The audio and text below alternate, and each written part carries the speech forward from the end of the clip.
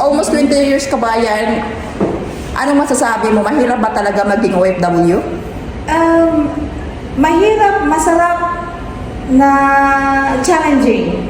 So, ito natin. Hi everyone! Nandito ako sa hotel kung saan kami nag-stay dito sa Human. At good news, meron naman akong nakilalang isang kabayan. At ang maganda doon, meron din siyang asawa dito. I mean, kasama niya yung asawa at pamilya niya. So ngayon, tatanungin natin siya kung gaano na siya katagal nag-work dito sa hotel. Tingnan mo lang, ganda-ganda oh! Parang hindi wala siyang stress. Kabayan, kumusta? Mabuti kabayan. Hello po. Kumusta yung trabaho? Ay, okay naman ang work dito sa Oman. Ah, Magaan lang. wow. Ilang hours yung work niyo dito sa hotel? 8 hours. Okay, wow. Tapos may 1 hour kaming meal time. Wow. Kabayan, ilang taon ka na nag-work dito sa hotel na to? Na almost 9 years na.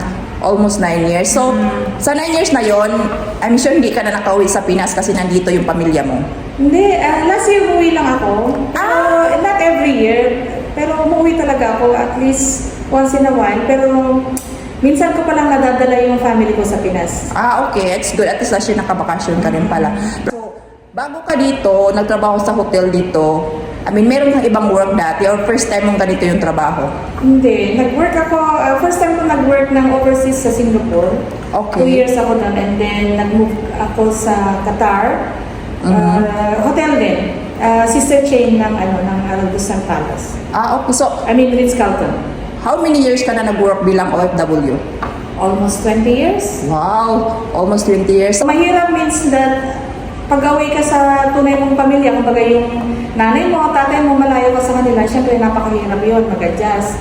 Pero masarap, pag nag-earn ka ng sarili mo ng income, tapos bibigay mo yung gusto ng pamilya mo, yun ang pinakamasarap na feelings. Correct. Tapos challenging, pagka may mga, alam mo yun, mga problema sa work, tapos nakakaya mo naman siyang i-overcome, yun. Okay, tama. Yun naman maganda sa OFW, mahirap na masarap.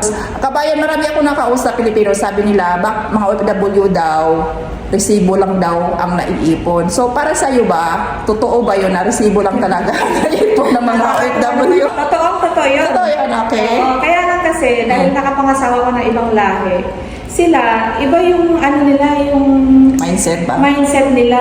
Savings, yun ang pinaka-importante. So, natuto na rin ako, though, ang pagtulong sa pamilya sa Pilipinas, isa yun sa mga priority ko kung bakit ako nag-work sa abroad. Correct. Kasi alam ko naman na lahat naman tayo, meron tayong reason or dahilan kung bakit lang tayo mag-abroad, di ba? So, kaya ano bang may payo mo sa mga OFW na lagi talaga sinasabi wala daw silang ipon, resibo lang iipon, instead na mag-for good na sila, kailangan nilang mag-renew kasi wala pa silang ipon. Ano kayang ma-advise natin sa kanila na kahit pa paano, meron din silang savings every month? Ang lang doon, siguro i-balance mo na lang at saka i-budget mo yung sahod. Hindi dapat ipadala lahat. Kailangan magtira rin para sa sarili. May konting savings at saka syempre para sa Pilipinas. Tama.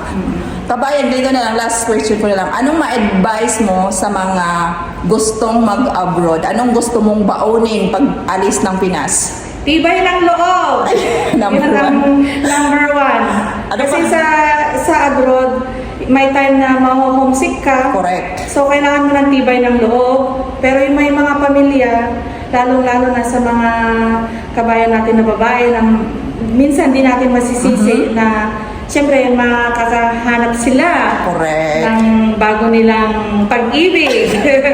So, kailangan siguraduhin natin na sa Pinas Buo ang loob. oo, buo ang loob at saka wala tayong iniwan. O kung may iniwan man tayo sa Pinas, alalahanin natin sila. Kailangan balikan. Oo. Kasi naniwala kasi ako kabayan na once ikaw mag-abroad at may pamilya ka, para sa akin lang hindi na siya 100% na buo pa yung pagbalik mo. Tama. I mean, there's possible talaga na minsan yung lalaki magloko, minsan yung babae. Pero meron din naman talagang, as in kung ano yung nalis niya, ganun din yung pagbalik niya, di ba? So saludo ako sa mga ganung kabayan na Ako din. hindi talaga nakalimutan kung may pamilya sa Pinas. Pero yung iba naman siguro, minsan kung intindihin mo rin, hindi sila masisisi. Pero ano, parang hindi pa rin yung reason para masisirain mo yung pamilya mo dahil sa ganon. Kasi alam mo po, bago ka nag-abroad, meron yung dahilan, merong rason yun.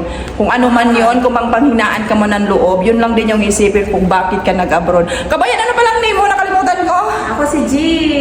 Saan ka sa Pinas? Ako taga Isabela. Taga Isabela. Isang kabayan, last question na lang talaga to. Anong pinaka-na-miss mong pagkain sa Pinas? Pinaka-na-miss ko, marami. Adobo. Magbaboy.